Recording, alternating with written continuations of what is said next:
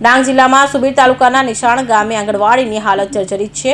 કહેવાય છે કે મોડલ ગુજરાતમાં જ્યારે વિકાસની વાત થઈ રહી હોય ત્યારે આવી નાના ભૂલકાઓને માટે આંગણવાડી જ નથી આ વાત છે। ડાંગ જિલ્લામાં આવેલા સુબીર તાલુકાનું ગામ નિશાણીની જ્યાં વર્ષો પહેલા બનાવવામાં આવેલા આંગણવાડી છે તે હજુ નવી ઇમારત એટલે કે નવી આંગણવાડી બની નથી, જ્યારે મજબૂરીમાં ભાડેના કાચા મકાનમાં ચલાવવા મજબૂર છે, જ્યાં ટપકતી છત વચ્ચે શૌચાલયની સુવિધા વગર રમતગમતના સાધનો મૂકી શકાય તેવા મેદાન વગર દયનીય હાલતમાં છે। ત્યારે તેના લોકો નાના ભૂલકાઓનું ભવિષ્ય અંધારામાં જોઈ રહ્યા છે।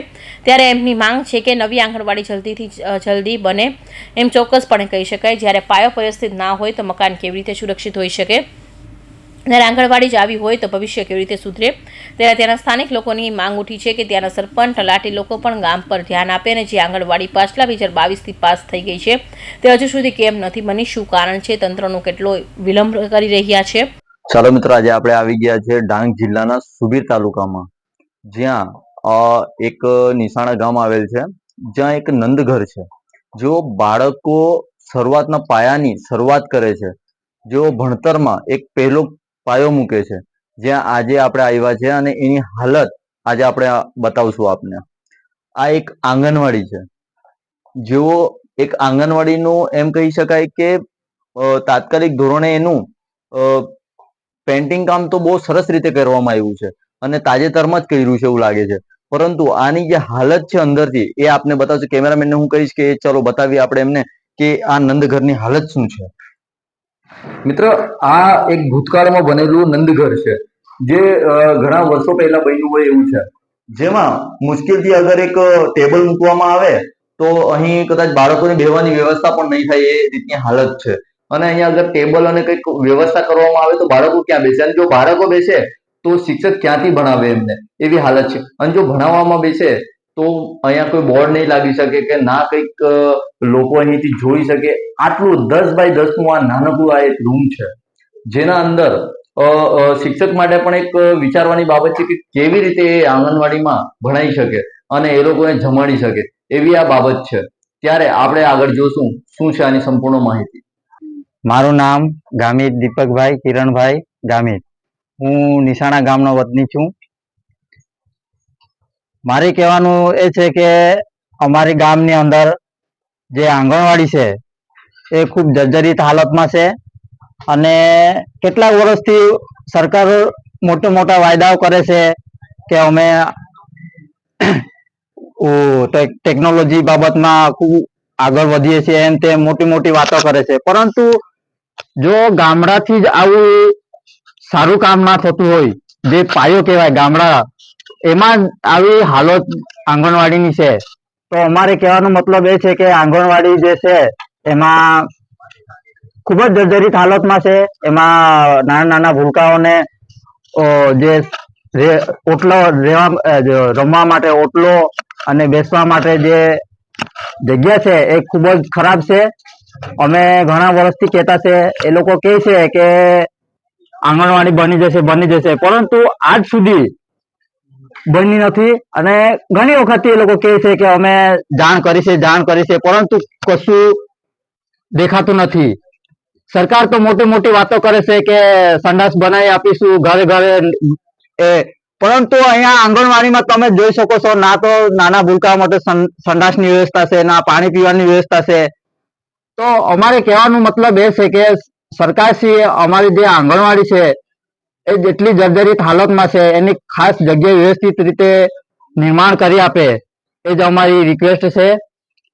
બીજું કે અમારું નાનું બાળક છે, બરાબર, સરકાર જે કહે છે કે ડિલિવરી વખતે જે પૈસા આપવામાં આવે છે, દરેક બાળકોને પૈસા આપવામાં આવે છે, પણ આ ગામની અંદર મને લેખિતમાં બતાવી દે કે મને મારા બાળકને જે 5,000 કે 6,000 જે પૈસા આપતા છે એ આપ્યા છે એવું મને કહે તો હું એને લેખિતમાં જવાબ આપવા તૈયાર છું। એટલે કંઈક ને કંઈક તમે એમ કહી શકો કે આ ગામમાં ભ્રષ્ટાચાર બહુ ભ્રષ્ટાચાર તો ખૂબ જ છે। કોઈ આ અંતરિયાળ બોર્ડર વિલેજ ગામ છે, કોઈ આવતો નથી સાહેબ, કોઈ સાહેબ અહીંયા નથી આવતો, અને આવે તો મને બતાવો કે દિવસે કોઈ મીટિંગ રહે તો કોઈ કહેતા નથી અહીંયા। એટલો અમને ગુસ્સો થાય, અમે શિક્ષિત છે પણ એટલું અમને ઊંડાના ગામોમાં અમને એટલું દબાણથી એ લોકો રાખે છે, જે દિવસે મીટિંગ રહી ને એના જે સમયે મીટિંગ થઈ એ દિવસે ખાલી સરપંચ બી કેવા હતો છે ખાલી. મતલબ તમે ચોક્કસપણે એમ કહી શકો કે સરપંચ બી આ વખતના પૂરેપૂરા જવાબ કોઈ સરપંચ અમને કોઈ સપોર્ટ નથી કર્યો, એવું હું તો કહેવા માંગુ છું. તલાટી કે કોઈ પણ તલાટી બી કોઈ કઈ દિવસે આવતો છે, વીસીઆર ઓપરેટર આવતો છે કે નહીં એ બી કોઈ નથી ખબર. એ ખાલી કહેતા છે કે અમે આવતા છે બસ, બાકી ત્યાં જઈને તો અમે જાતે જઈને નિહાળો કોઈ સાહેબ મને કહે કે અમે આવતા છે એવું, તો હું એને જવાબ આપવા તૈયાર છું. એટલે તમે ચોક્કસપણે કહી શકો કે સરકારની ગ્રાન્ટો તો બહુ મોટી મોટી આવે છે, મોટી મોટી આવશે, તમને બતાવું. ચાલો મારી સાથે કેટલા ખાડા છે હું છે તે બધું બતાવું તમને. કોઈ રિપોર્ટો નથી આવતો કે કોઈ નથી આવતા અહીંયા. એ તો આજે કેટલા વર્ષથી આવ્યા છે એવું મને તો લાગે છે.